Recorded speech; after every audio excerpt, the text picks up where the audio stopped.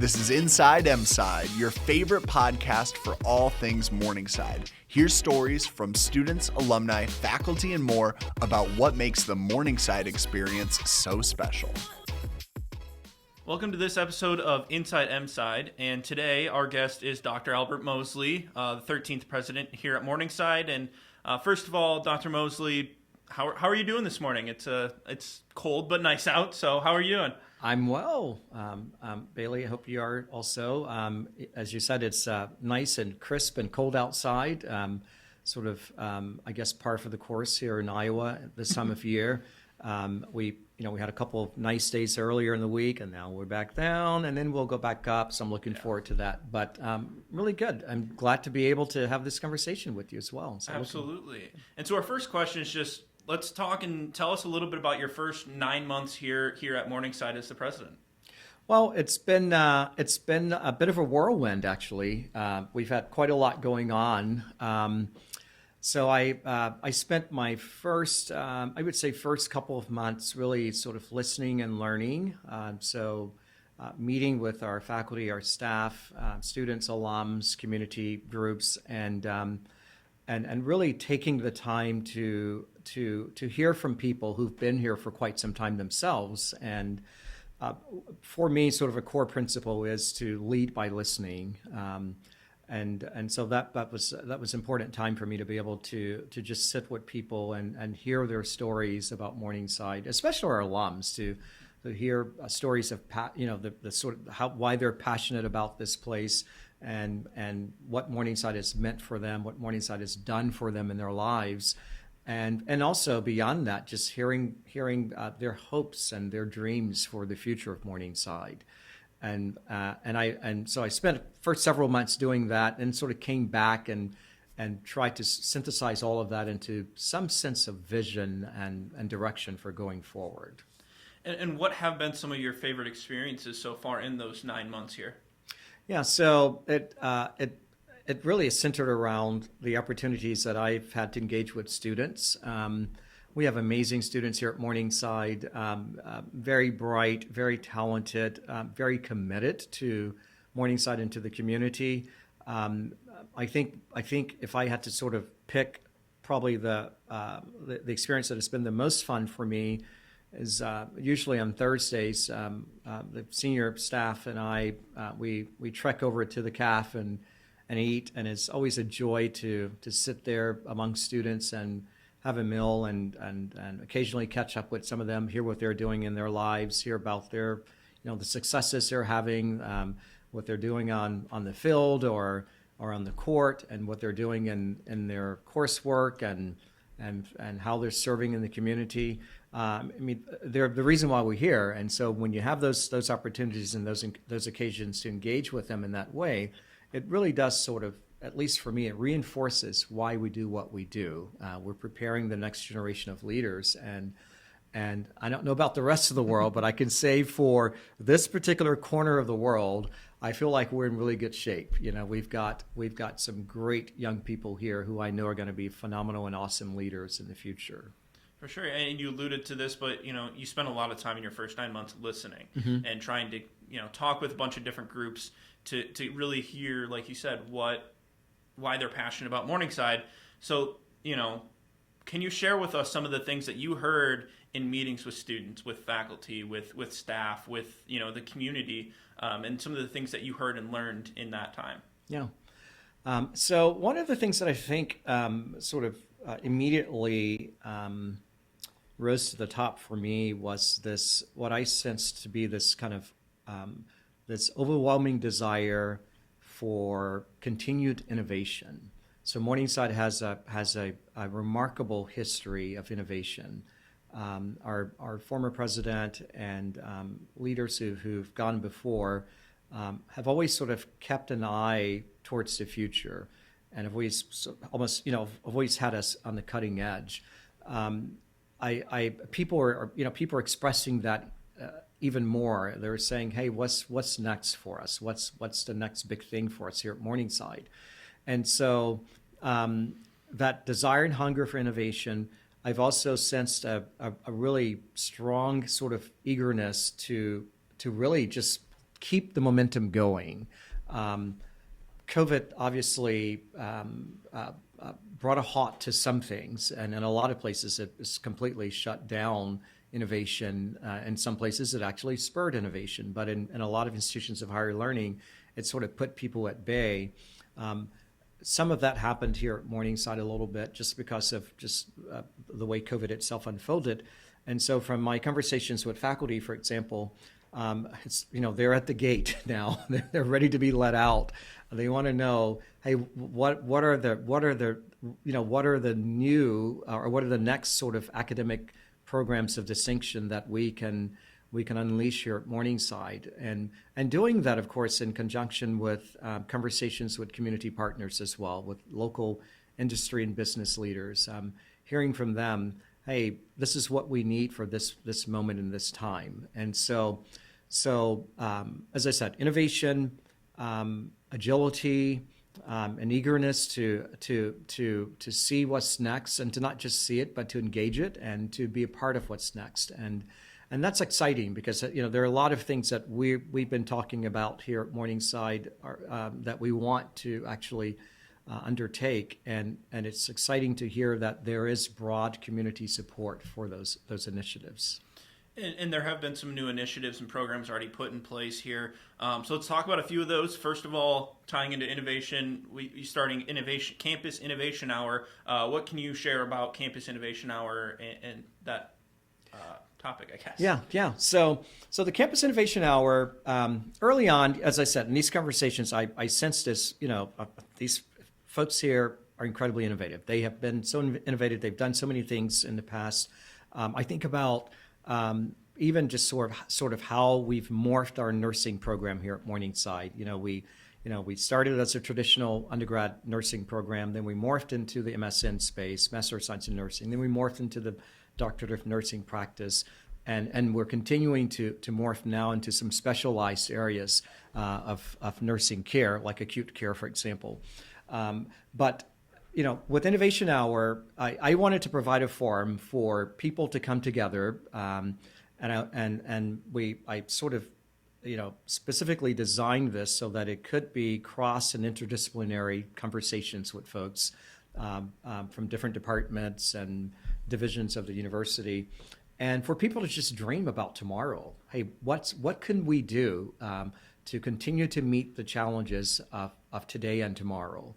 And what was amazing, Bailey, is that we'd have upwards of 75 to 80 people who would come together and just start, engage in this process of ideation, and we began with the concept that every idea is on the table.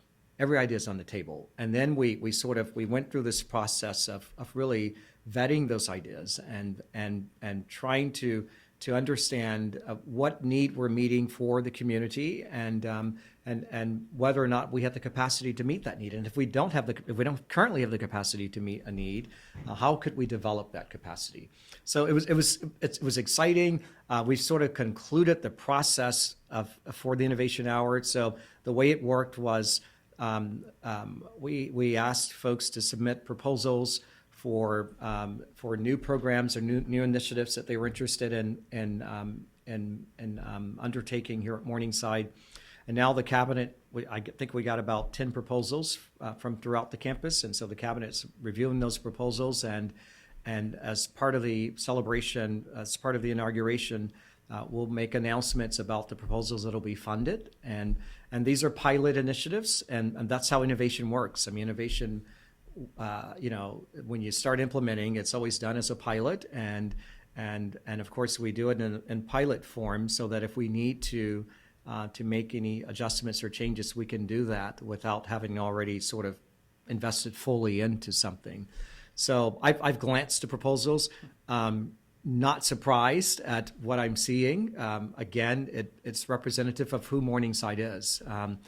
Some really, really neat and innovative ideas. I don't want to say a lot about them because I don't want to give them away, but I have been very, very, very pleased with what I've seen. Folks have put their heads together, as I said, inter and cross-disciplinary groups from around campus, and And I think folks are going to be really excited when we make the announcement during the investiture service about the ones that will be awarded the innovation grants.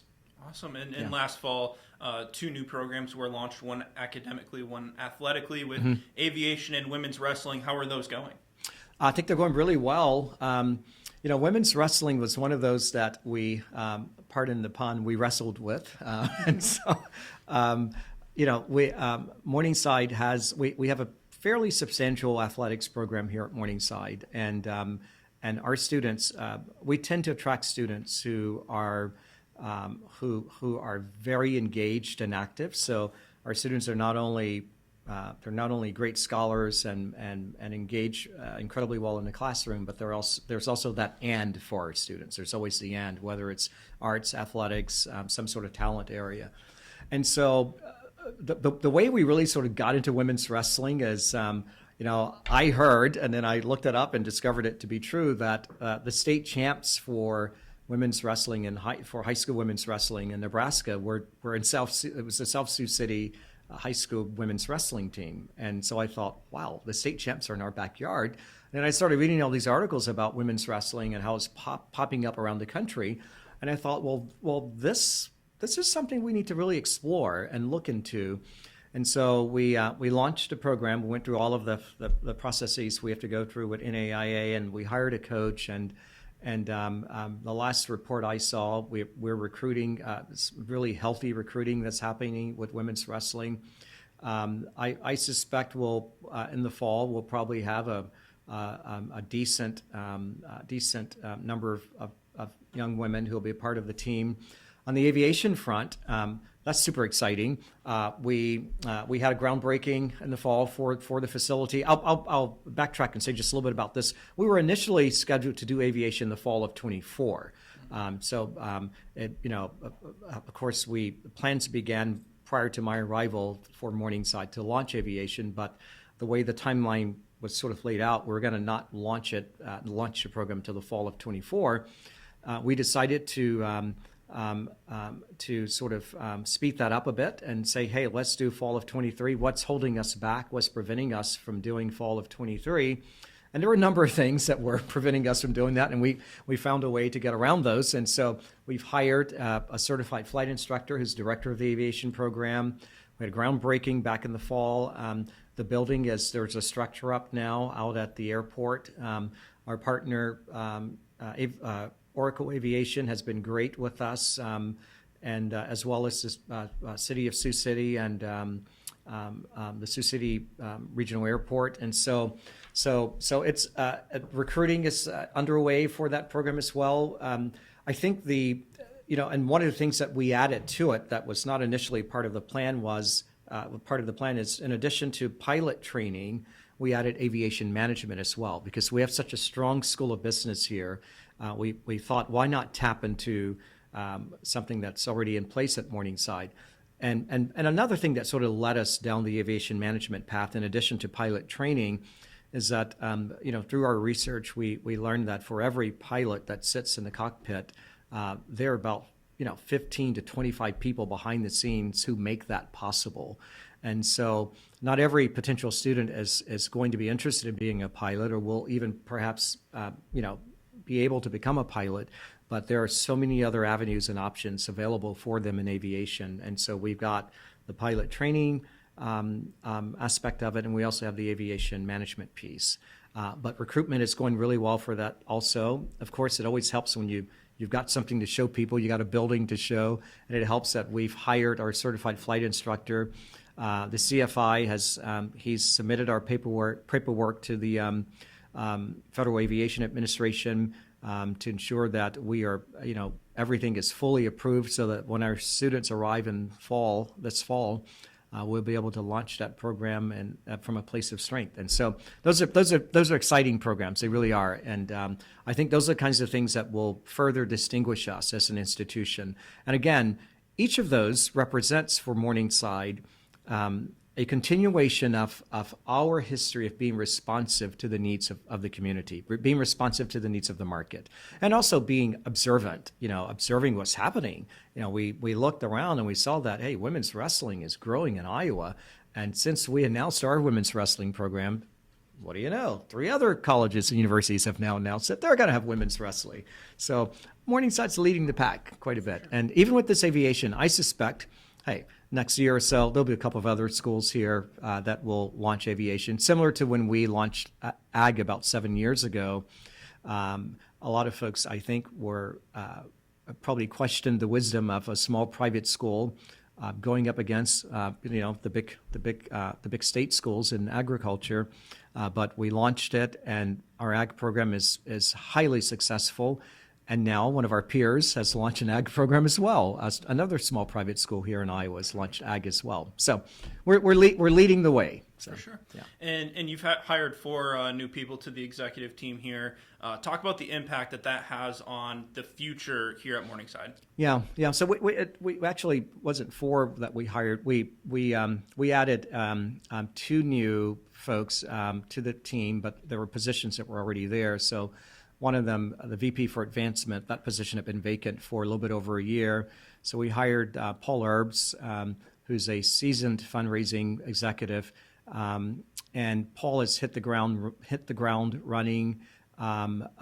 We are in sort of the very early phases of conversations around some sort of comprehensive campaign for Morningside.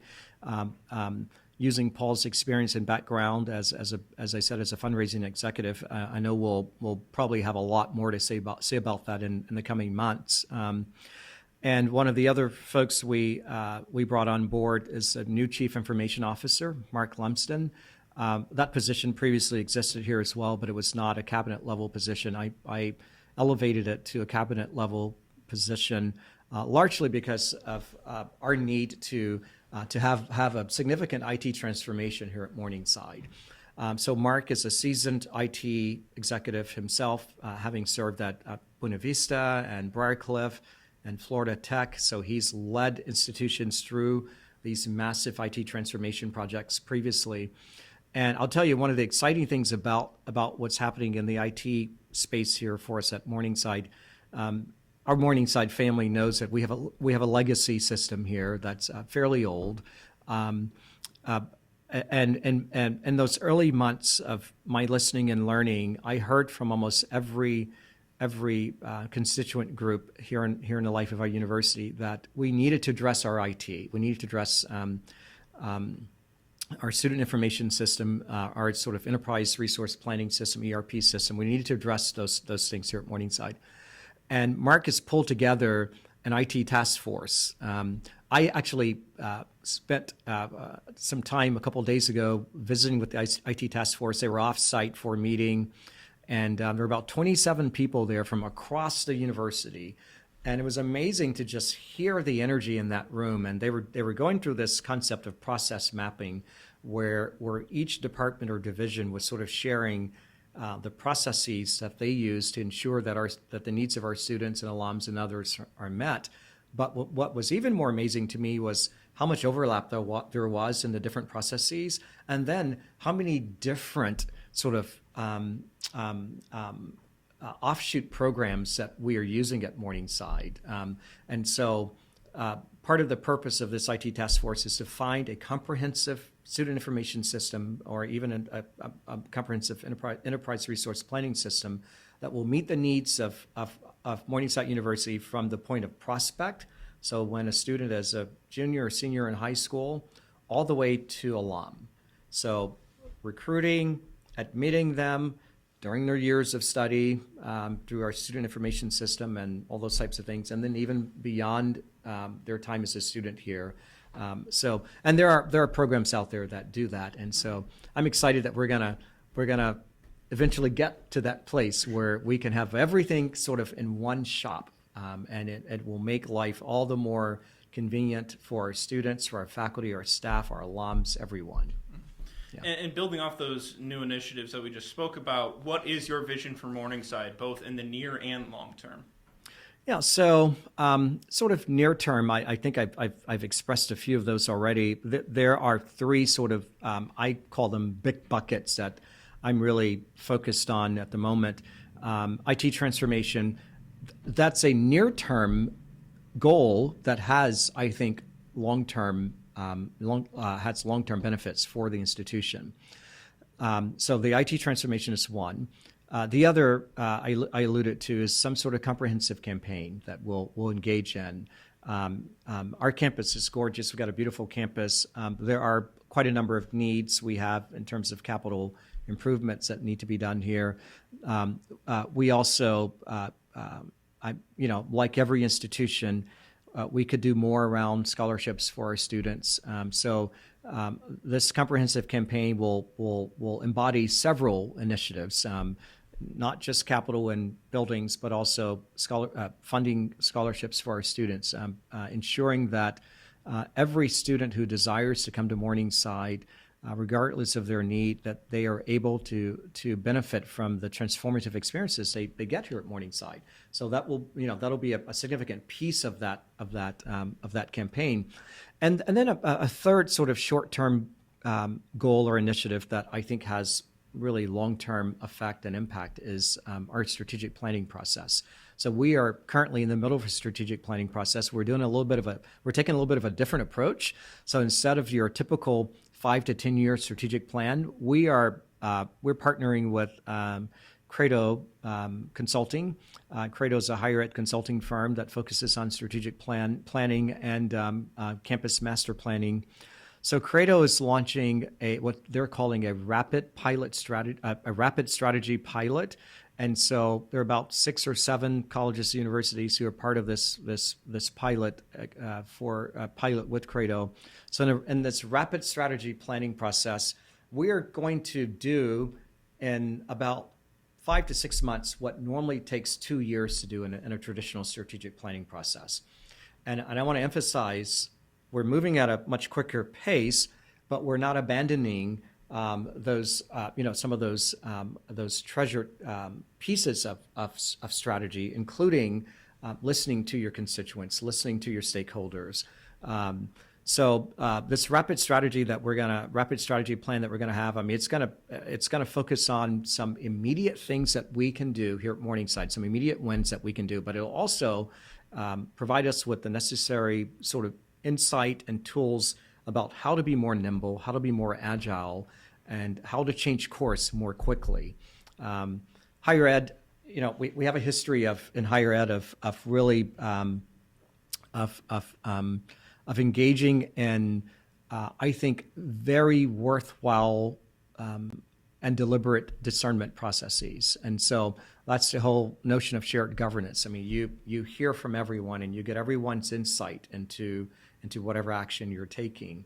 And we're not going to abandon that at all. We're going to do that, but do it a little bit quicker than what we've done it in the past. And so as a part of this rapid strategy planning process, we've got next week, we're going to have what we call a data and strategy summit on campus. And a week or 2 after that, we're going to have these listening sessions with all of our stakeholder groups, and we're going to hear people's thoughts even further than what I've done already myself. We're going to hear people's thoughts around what they see as the best course of action for Morningside for the future, and then we're going to bring all that together, and we're going to come up with this rapid strategy plan and begin implementing that plan in the fall. Begin implementing the different aspects of that plan in the fall. I have some sense of what those things might revolve around. Probably, obviously, enrollment. Probably around development of new academic programs that meet market needs and those types of things. But we're going to continue to wait and hear what others have to say as well. How do some of these kind of short-term plans and goals lead into the long-term vision that you have, and kind of elaborating more on that long-term vision? Yeah. And so Bailey, in terms of long-term vision, I've had a little bit of a change of thought about that whole concept. Mm-hmm. Since we've gotten into this rapid strategy planning process, I've now sort of I feel like I am now at a place where your long-term vision should be your long-term vision should entail you constantly creating shorter-term visions for an institution or for the place the place where you're serving. I reflect back upon my experience in healthcare as a part of a large healthcare system, as an executive in that system. And it was interesting how that system, they never looked out they never looked 10 years down the road because the market changed so rapidly. So at best, they looked 1-2 years down the road. And while they're looking and planning and executing strategy during that 1 to 2 year period, they're then starting to look at the next year or two. And so I think for higher ed, I think that's going to be probably the new approach for higher ed in terms of strategy and setting long-term vision. I don't know that any of us are in a place, unless you are one of the large elite universities with a very healthy, strong endowment. I think all of us are going to find ourselves in a place where long-term vision is going to involve us setting short-term vision more regularly. That's what it's going to be about, because the environment is changing so rapidly around us. If we lock ourselves, the only long-term vision that I would say is growth and vitality. And so whatever leads to growth and vitality, and that will involve us refreshing whatever we do every year or two. And instead of I think historically, especially prior to COVID, a lot of institutions found themselves locked into, these 10-year plans that did not afford them a lot of agility and did not afford them many opportunities to pivot when they needed to pivot. I want to have the ability to pivot when we need to pivot. And so when I think about the Morningside of the future, so 10 years out, when I think about Morningside 10 years out, I think about a place that has a healthy, stable enrollment, a place that is physically sound, a place that, the campus is welcoming to everyone who desires to come here, and it's affordable for people, And so what does it take to get us there? What are the baby steps, those short steps? What are the rapid strategies that it will take to get us to that place? That's kind of my approach now to this concept of long-term vision. It's several or many, many visions. Shifting gears a little bit, what are some of the biggest challenges that you've faced so far in your 9 months here at Morningside? Yeah, that's a good question, Bailey, and I don't know that I have, and I've been getting that question from a lot of people actually. I don't know that I have met any sort of unexpected challenges. What we would label as challenges here at Morningside are fairly standard across the board for most private liberal arts institutions.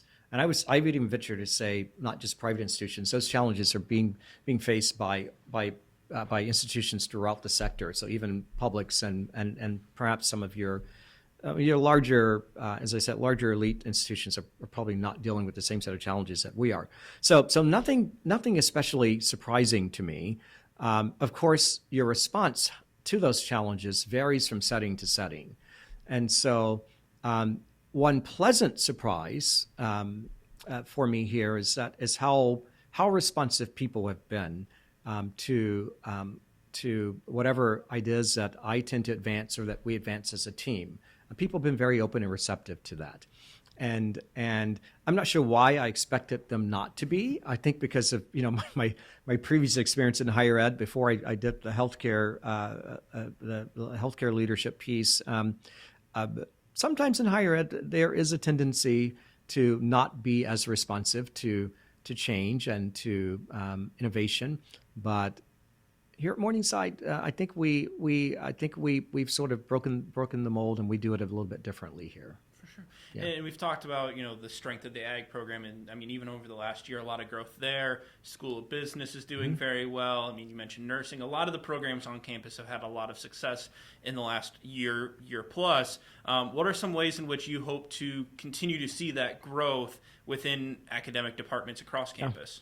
So, one of the untapped areas for us here at Morningside and in this market, I would venture to say, is the non-credit bearing certificate credentialing, micro-badging. There are all kinds of terms that are used for it now.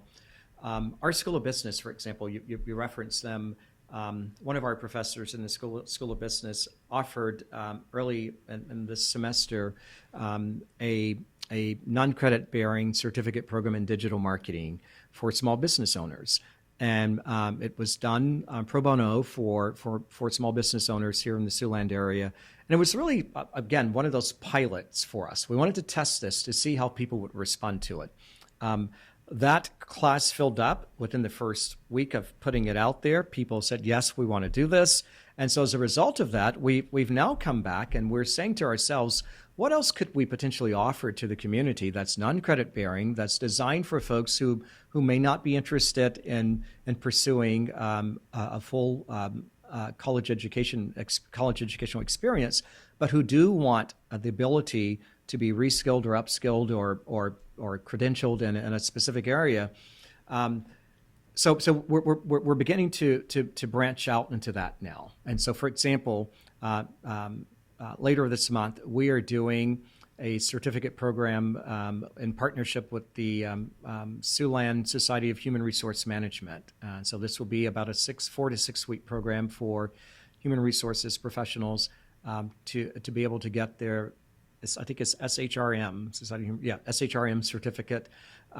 We've been in conversations with a number of corporate entities here in the market, Seaboard Triumph being one of them, and many others about what are the needs of your employees? How can we meet the needs of your employees? So venturing into the non-traditional student market a bit, and doing it in a way that offers opportunities for people to have short-term credentials that actually can lead to advancement for them in their workplace.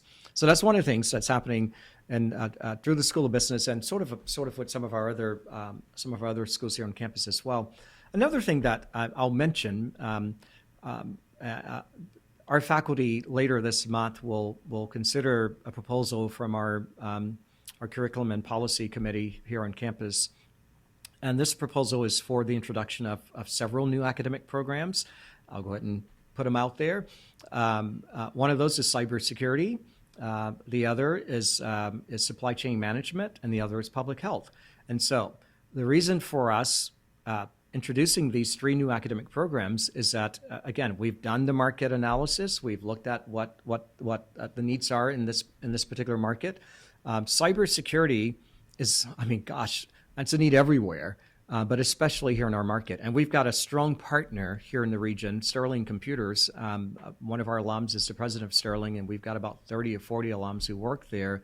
So Sterling Computers, which has, I think, one of the largest government contracts in the nation, Sterling is a perfect example of a corporation here in this market that we've been in conversation with, and we're hearing from them. Cybersecurity is a major issue. Not enough people are being churned out from institutions of higher learning to do this work. So, what can you do to help us? Well, we're going to offer a program in cybersecurity. Supply chain management. I don't need to say any more about that. That's been everybody's excuse for everything for the past couple of years. It's supply chain. I can't get it. And so we'll be one of the few places in this market that offers an undergraduate degree in supply chain management. And of course, public health. There's always a need for anything related to healthcare, and especially public health. And so those are 3 new programs that our faculty will approve at their April faculty meeting. We'll roll those out. Those will be ready to launch in the fall. And I think it'll be exciting. Again, those came about from us just having our ears to the ground, listening to what our partners in the community are saying to us, and being cognizant also of just trends more broadly as well. Supply chain management, cybersecurity, public health, those are disciplines and fields that are growing around the country. And you've made a point on wanting to work on building relationships, and you've alluded to some of those, both on campus and in the community. Mm-hmm. So what are some of the projects and opportunities that you've had to work on those relationships that you want to build? Yeah. And so I have been welcomed in such an amazing way here in the Siouxland area. And one of our former board members, John Gleason, who is a business leader here in this community, incredibly generous with his time and with his connections. John Gleason has set up a series of lunches between me and leading folks here in the Siouxland community. And those have been amazing occasions for me to sit, and these are small groups, so about 4 to 5 people each time we've met. They've been amazing occasions for me to sit with folks and to really hear from them directly. What are you seeing? What are you hearing from your employees? What are the needs you believe in this market? And so these new programs that we're rolling out that I mentioned, the certificate programs and those 3 new academic programs, those came about as a result of those small gatherings with these folks, listening to them. I found many opportunities also to just sort of on the soft side to engage with the community. It's almost impossible to go anywhere in the Siouxland area without running into a Morningside alum, and so. For me, that's whether that's church or the supermarket or out to dinner, wherever I am, I run into people who have some very strong and dear connection to Morningside University, and so and even in those instances, it's provided me with opportunities to hear from people. Every time I meet a person. Especially if they're an alum, they'll share a story with me about what they believe makes this place great. And they'll also share a story about, hey, maybe we could do this in the future, or maybe we could do that. And so you have those kind of organic opportunities when you're just out and about and you run into folks and you hear a little nugget of wisdom and you have to hold on to it and bring it back and say, hey, what can we do to bring this about? My last question for you here this afternoon, or I guess this morning still, is what excites you the most about the short and long-term future here at Morningside? Well, I get excited about a lot of stuff when I think about Morningside. I am especially excited about some of the new, as I mentioned, some of the newer initiatives we're bringing. One of those that we didn't talk about was, when we got to get a different name for it, but we initially called it the 3 Towns Initiative, and it's an initiative designed to really avail the sort of transformative power of a Morningside education to a broader population of people, especially first-generation underrepresented students. And so, so far this year, we've focused that on the Latina community here in the Siouxland area, which is a growing population here, and we're beginning to expand it now to include students whose families have immigrated from countries abroad, especially in North and Eastern Africa, because there's a growing community of people from that part of the world here in the Siouxland area as well. So I get excited about that. I get excited thinking about just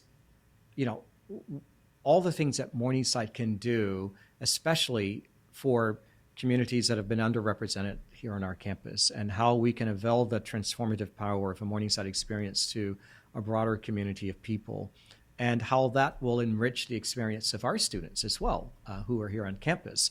I get excited thinking about what's going to happen with our ag program, with our aviation program, with nursing, with you name it. There's just so much happening here.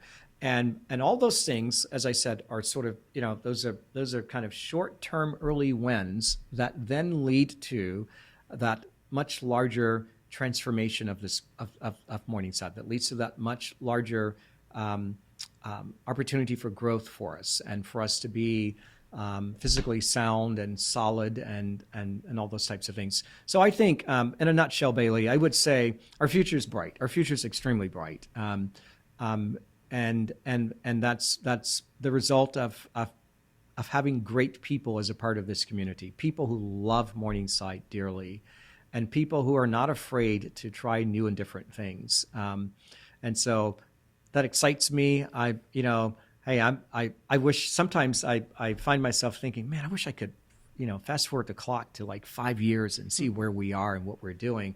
But we'll live through it, Don't have to rush ourselves there. We'll live through it. But I suspect if we were to fast forward the clock to 5 years, what we would see is a very vibrant campus community.